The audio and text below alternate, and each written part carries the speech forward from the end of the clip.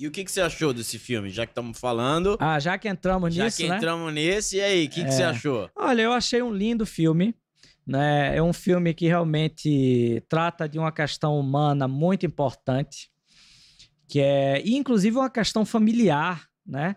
É uma questão assim... E, para mim, o filme trata... Eu acho que o efeito... o elemento político nele é menor. É bem menor. Eu acho que é mais uma coisa assim, a história do momento em que um tempo para, né? É assim, uma tragédia que vai alterar a vida de uma pessoa ou de uma família para sempre, né? E você vê que isso aí é muito... É isso que mais me comoveu, é você ver, eles vivem naquele Rio de Janeiro idílico, porque tudo no Rio de Janeiro é superdimensionado, né? É mais dramático, né? Sim. Por exemplo, você vê o assassinato de Daniela Pérez. Aquela mulher lindíssima, era uma atriz, filha da escritora das novelas, de repente ela é morta. Então, tudo no Rio de Janeiro é mais dramático. A paisagem no Rio de Janeiro é mais dramática. Tá aqui um bairro de elite, de repente é uma favela, a criminalidade. No Rio, tem muita gente que fala no Twitter, né, criticando que tudo que não presta vem do Rio de Janeiro. E eu falo, mas tudo de bom também. Você vê, tem um santo como Guido Schaffer, mas tem os maiores traficantes do Brasil, entendeu? Tem tudo, tem os maiores artistas, tem os piores artistas, tem as melhores pessoas, tem as piores pessoas. Piores paisagens, melhores paisagens. Piores paisagens, melhores paisagens, coisas mais feias, as coisas mais bonitas, entendeu? Então, então esse filme fica muito mais dramático por causa do seu cenário, né? Então, de repente, eles não têm mais o pai, de repente eles têm que abandonar a casa, de repente eles têm que vir para São Paulo, que é uma tragédia, assim, né? Então, e você vê que, assim, até o Marcelo Rubens Paiva, com quem eu já tive várias tretas no Twitter, ele me ofendeu, me bloqueou. Te bloqueou? Inclusive, eu tava vendo com uma amiga minha o filme, e aí eu mostrei o menino e falei, vai me ofender muito no Twitter, no futuro. Essa foi boa. Porque ele me ofendeu por causa do Nem Tudo Se Desfaz, ele ficou puto que eu falei da entrevista que eu dei e tal, e me esculhambou, depois ele me bloqueou. Mas o fato é que até na vida dele hoje, a gente vê esse grande rompimento que foi a morte do pai.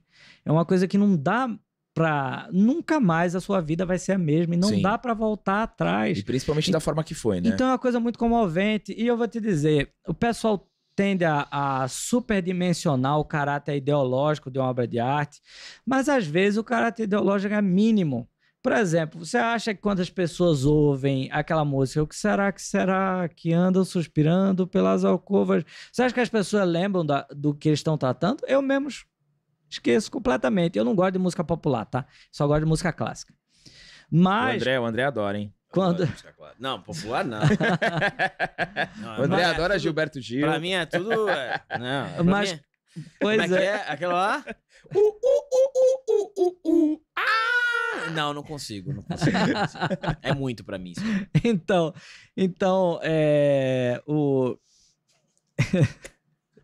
Não dá, né? Não dá. Professor, faz de novo. Não, o foi mais baixo. Vamos lá no dó. Não consigo, isso aí não consigo. Pois é. Então, eu acho o seguinte, as pessoas... tem um exemplo que eu sempre dou também. Tem um cineasta que era muito de esquerda, que era comunista, que era o Lutino Visconti, que fez uma obra assim, muito clássica. Ele foi o melhor cineasta que fez adaptações literárias do passado, de épocas passadas, né? E hoje o pessoal da direita ama os filmes de Visconti. E tem um cineasta que era monarquista, católico e era vegetariano também. Ele é a pessoa mais parecida comigo que existe. Eu também sou vegetariano, que é o Éric Rohmer. E hoje os filmes dele é sucesso na MUBI, por exemplo, que é só esquerdista que vê, né? Então, as pessoas tentam forçar a questão ideológica nas obras de arte, mas às vezes a recepção ignora. Entendeu? Então, não duvido que no futuro as pessoas não liguem tanto para essa questão de o que precisamente estava querendo ser a mensagem que precisava ser dada, entendeu? Então, eu acho que as pessoas forçam muito esse tema ideológico. Mas o espectador, ele faz aquilo que ele quer. Por exemplo, a música, ela tem muito... Olha só, o conteúdo da música é muito difícil de você passar, né? O tema da música, você vê principalmente na música clássica, você vê o tema, o conteúdo é zero, a forma é tudo, né?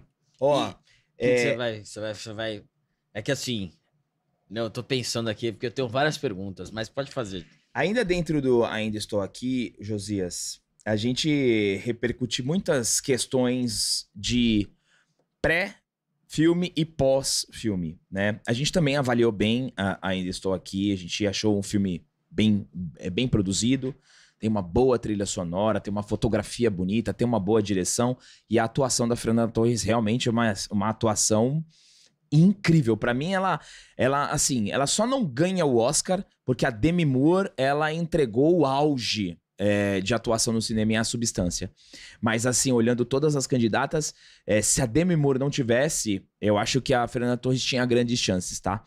Mas a gente repercute muitas questões porque o filme, ele é um filme político, né? Um filme de cenário político. Mas ele retrata a ótica de um filho, né? É o filme da ótica de um filho que vê o sofrimento da mãe em decorrência de todos os fatos que aconteceram. Mas, pra mim, o grande problema de Ainda Estou Aqui é o pós-filme, é o que o diretor fala, é o que a Fernanda Torres fala, liguei pro Lula, né? A democracia venceu e etc, né? Esse papinho. E a gente repercutiu 2 pontos que eu queria a tua percepção. A primeira delas é que o Walter Salles, né, o diretor do filme, ele diz que o filme Ainda Estou Aqui, ele só aconteceu graças ao governo Lula, né? Então ele deu uma entrevista, eu vou até puxar aspas pra você, né, que ele assim, ele declarou que o filme demorou 7 anos, né, pra ser concluído. Então ele fala o seguinte: demorou 7 anos porque durante 4 anos, já imagina por quê, né, o país se virou para a extrema-direita. E nunca teríamos tido a possibilidade de filmar durante esse período. Tipo, não, vocês não vão sair militares em volta da casa dele, né? E, portanto, o filme é produto do retorno da democracia ao Brasil. O retorno do presidente Lula ao governo e o retorno da democracia que permitiram que esse filme existisse. E aí, é o que a gente fala. O problema, talvez, do filme no contexto político não é o filme, mas é o que as pessoas que fizeram o filme falam, né? Como que você enxerga essa declaração do diretor do filme? Sem dúvida, olha só, é aquilo que eu falei no Pânico, né?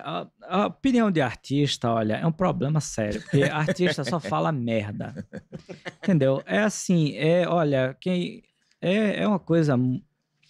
É porque é o seguinte, é uma relação pessoal, é preciso entender o contexto também. Walter Salles, eu soube de gente do cinema que Walter Salles é uma daquelas crianças que tá no filme. Então, Walter Salles aparece no filme porque ele era amigo dos filhos naquela época já. Então, eles moravam no mesmo bairro. Então, é uma história assim de realmente a ditadura para essa elite. É por isso que, inclusive, muita gente na esquerda critica o elitismo, né, dessa visão sobre a ditadura, que de fato...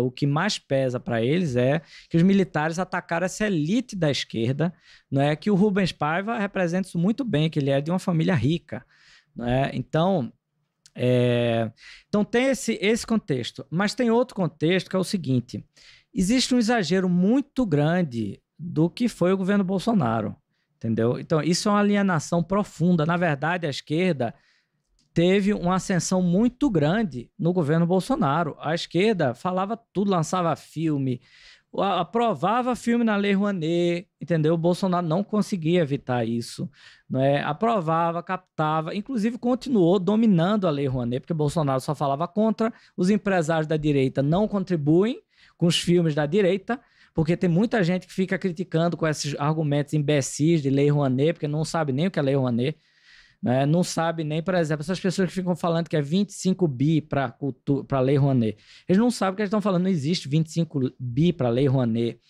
O teto de captação da Lei Rouanet é 2,5 bilhão por ano, o que teve a autorização para captação que não vai ser naquele ano, vai ter que ser prorrogado. Mas por que eles aprovaram tanto? Porque eles sabem que a maioria não capta. A maioria não capta tudo, né? Uma pequena parte, né, consegue captar. Então, essa questão da lei foi muito mal interpretada pela direita, etc. E aí a esquerda continuou dominando esses espaços, mesmo no governo Bolsonaro, né? Então, é um absurdo você pensar isso, né? E dizer também, por exemplo, que olha quantos erros tem nessa fala. Primeiro que ninguém da esquerda foi limitado no governo Bolsonaro. Isso não aconteceu. Entendeu? Teve uma tentativa de censura por parte de um idiota chamado André Fernandes, que tentou censurar o filme do Danilo Gentili. Ele tentou, mas não conseguiu. Que foi uma vergonha para a direita, porque não tem que censurar obra nenhuma. Por causa da cena lá do por causa da cena, né? E a única coisa que ele estava criticando era o número lá da classificação indicativa, porque qualquer um pode ver qualquer coisa no Netflix. Né? É só o número que tem lá da classificação indicativa. Então, não teve propriamente censura do governo Bolsonaro contra obras de arte. Isso não aconteceu, né? Então, segundo, não teve uma ascensão de uma direita nos 4 anos. Teve uma ascensão da direita a partir de 2013, mais evidentemente.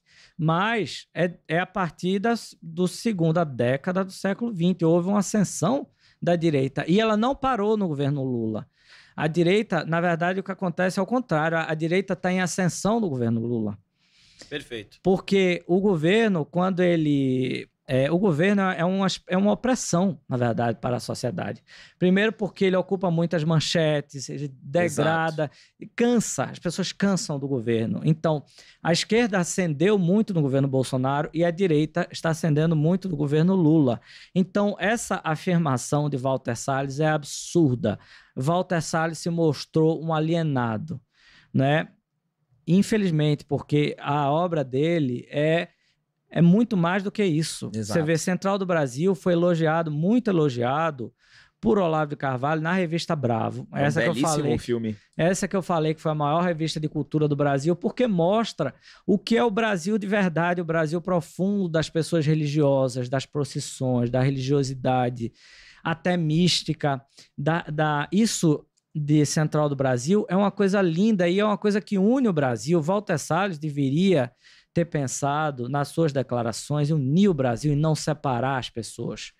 Porque a capacidade que ele teve de fazer um filme em 35mm, de fazer um filme comovente... Cara, Central do Brasil é marcante. Eu fui ver com a escola no cinema, cara.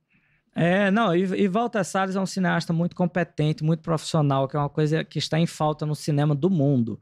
E a minha aposta eu acho que esse filme vai ganhar o Oscar de melhor filme estrangeiro. Inclusive porque a academia gosta muito de filmes sobre ditaduras latino-americanas. Então tem outros filmes aí que já ganharam. Então tem muito essa recorrência de temas, né? Então é isso. É lamentável que o Brasil tenha uma elite artística tão alienada, né? Então, evidentemente que não é só a elite artística brasileira que é alienada, dos outros partes do mundo também. Mas no Brasil, olha, sinceramente, eles estão ganhando aí, viu? Porque é muito triste esse tipo de declaração e quem perde o filme perde com isso. Sim, eu concordo plenamente. Eu também acho que o Ainda Estou Aqui tem grandes chances de ganhar no filme estrangeiro, mesmo porque depois desse movimento aí de cancelamento com Emília Pérez, ele ganha cada vez mais força.